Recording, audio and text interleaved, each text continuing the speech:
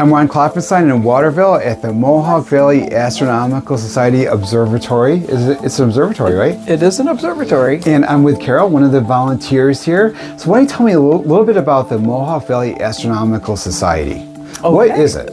It's actually an astronomy club, like many astronomy clubs around the country and the world. And it's a opportunity for people to get together who have an interest in astronomy. Mm-hmm. And a long time ago, people didn't have telescopes, but a few people did. So it was really important to have an astronomy club because you could go and learn more about the sky, you could learn more about equipment, and if you couldn't afford equipment, you could use other people's. You could, yes. Other people share that. Yes. So it's just kind of it's like like an art club, it's a book club. It's just like-minded people. So how long has this been around? The Astronomy Clubs was founded in 1989. Oh, okay. So we've been around for a long time. Yeah. Yes, and it was back in the day when you could build your own telescope, actually. Oh, really? And a lot of the members did. Actually, that's in the corner. That's an example. That's a telescope that someone actually built themselves? Yeah. Wow. The red one. And several of our members still have the telescope that they built themselves. So we had little projects and little fun things. And if you had a problem with your telescope, there were a lot of people to help you, or if you think, maybe I did something wrong, or I don't know what to do here. Give it like advice and show people the ropes and stuff. Right. So is this like location, was the location chosen for a reason, like the observatory is it a good view of the sky? It's an excellent view of the sky, actually. I can see that tonight. We have to see all the stars and of course the fireworks too. Well, we've got treated to there's a special treat thanks to the village of Waterville. Yes. But finally the clouds have gone away tonight. So it's cold, which means it's pretty clear. Right. So it's a really, really good night for an observatory, or just to observe out or just go out and sit in your chair and see the wonders. Now when people come to these stargazing events, what reaction do people have when they look through the telescope and see this stuff? Maybe for the first time. For me, it'll be the first time I've ever seen the Milky Way and all this stuff. What kind of reaction do people have? A lot of times, the one that I find is the most fun, and to me it seems like it's the one that happens most often, is there'll be silence. Like the person who's running the telescope will say, well, right now the telescope is pointed at the Andromeda galaxy, for example. Or whatever it is. So people are like, oh, okay. I've never seen that. I don't even know what that is. Right. And a lot of times, so let's take planet Saturn, because Saturn and Jupiter are the two biggest planets that are, they have a lot of wow factor, we call it. And so, for example, Saturn's the best to look at, and it's oftentimes you'll say, okay, we're looking at planet Saturn, and you can see it with your eyes. But when you look through the telescope, of course, it's magnified. So it's like you're putting on magnifying glasses. And most people are either like, you hear a, I can't believe I'm seeing this. Is this real? I remember there was one person who said, this isn't real, right? Is this a picture? And we were all kind of laughing, but he actually meant it. So it's kind of one of these, the sense of wonder must be you can't believe what you're seeing with your own eyes. And a lot of times people will be looking through the telescope, and then they'll look up with their eyes to see it, and then look back down again.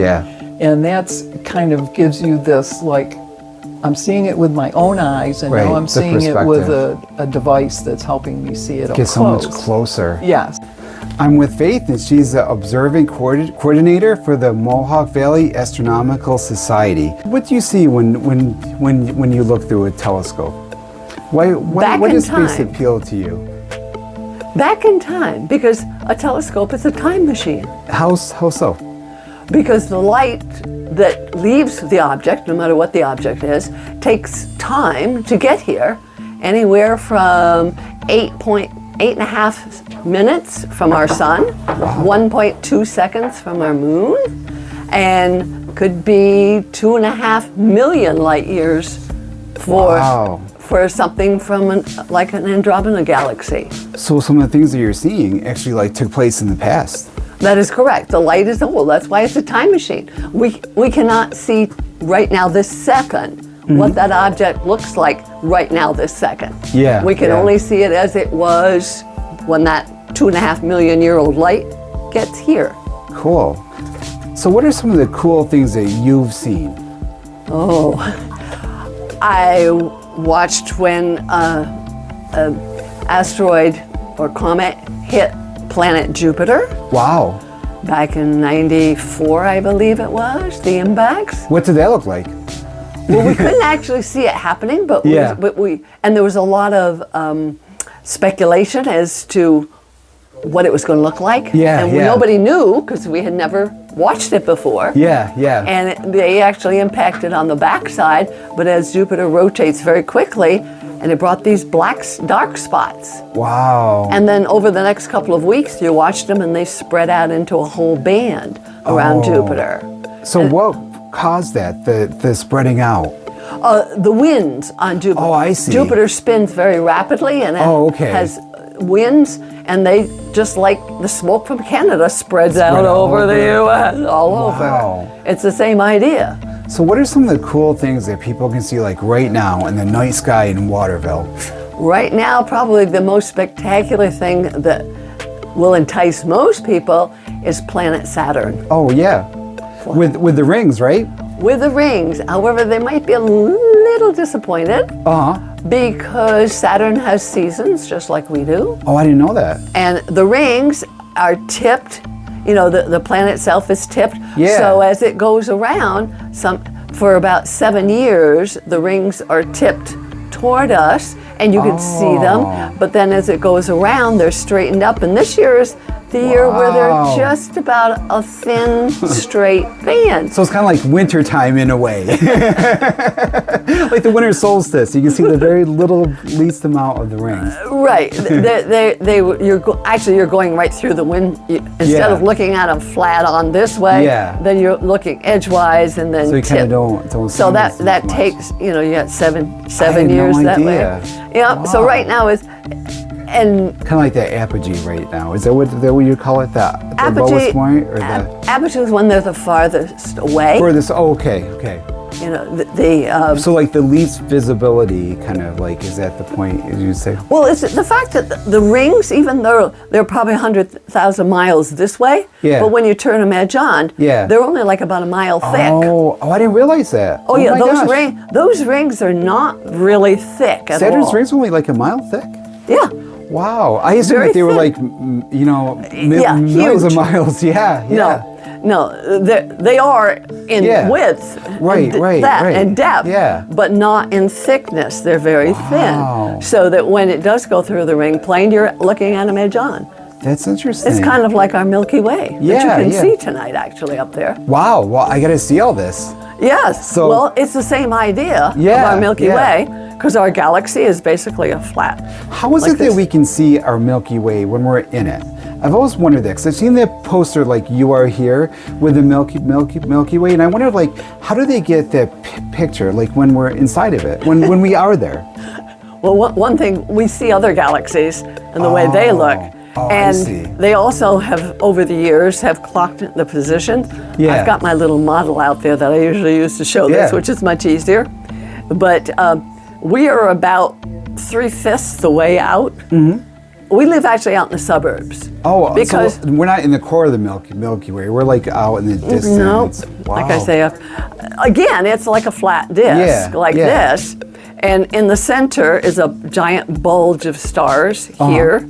And that's about 2/3 of all the stars are located in the bulge. Really? And that center, matter of fact, we can look out and I can show you right now where the center of our galaxy is located. Oh, yeah, yeah. It's out there in Sagittarius, right above the steam of the teapot. Yeah. So if we live out here and we look inward, we're looking towards Sagittarius, the constellation Sagittarius. Right. And that's where the black hole is in the center of our galaxy. So I can point you as to where it is. Yeah, Now, you take the same idea of what I mentioned about Saturn, is that it's this way kind of flat. Yeah. Now, since we live in our Milky Way galaxy, okay, if you could see it flat on, but we live in it, so we're going to see it like this. We're going to see it as a band across the sky like this. Oh, okay. And that's the Milky Way, because that's billions of stars kind of like by. disc-shaped? Is that No, it's going to be flat, straight. Flat. It's going to be a band, flat, like a band okay. across the sky. Oh, I see. Oh, wow. Yeah, wow. it'll be a band. Yeah. And I can show you that too. How do you find stuff with the telescope? Like, how do you know what to point at? Maps? Of the sky? Yeah. Oh, I didn't realize that. Oh, it's like, if you're going to go to some state you've never been, how do you find your place? So, like, does the sky map use like north, south, east, and west, or some other kind of? Really? Yeah. Basically, we use horizon and zenith. Oh, I see. And you have north, south, east, and west because you know what direction you're looking at. Right, as well. right. And we have maps that at any particular time will show you how high it is. Yeah. And of course, you learn them and you get to know the sky, and it's like your friend. I can go out and point out. Wow. The constellations are easy to. Well, why don't you take me out here and show me some of this? Sure. Stuff. Okay. This sounds good. And with a telescope, you can, for example, with Saturn, you can see some of its moons. Yeah. Jupiter, you can see 4 of its moons, even with binoculars. Wow. But when you look through a telescope, you can see the bands on the planet. You can see the Great Red Spot. You can see the spot. moons transiting over the, between us and the planet. So lots of fun things to see. Do you ever still feel that sense of awe when you look in these telescopes? Yes, I really do, because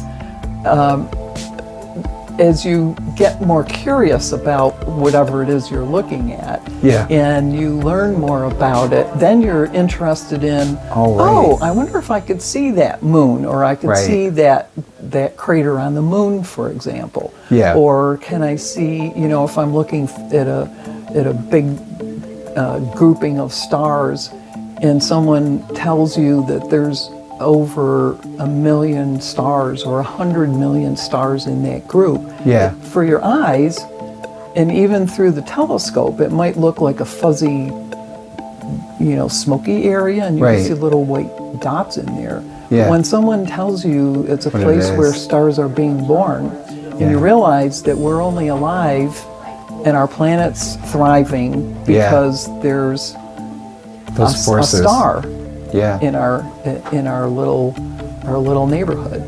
So when you start thinking about things like that, it kind of makes you feel big and small and curious about other things. Now, if someone wants to get involved and more information, what's a good way to find out more about the Mohawk Valley Astronomical Society? Well, we have a website. Okay. In Facebook, of course. And a Facebook page, yes. And so on our Facebook page every day we post 2 or 3 things that are, look at this tonight, or here's what's coming up, or we talk about missions.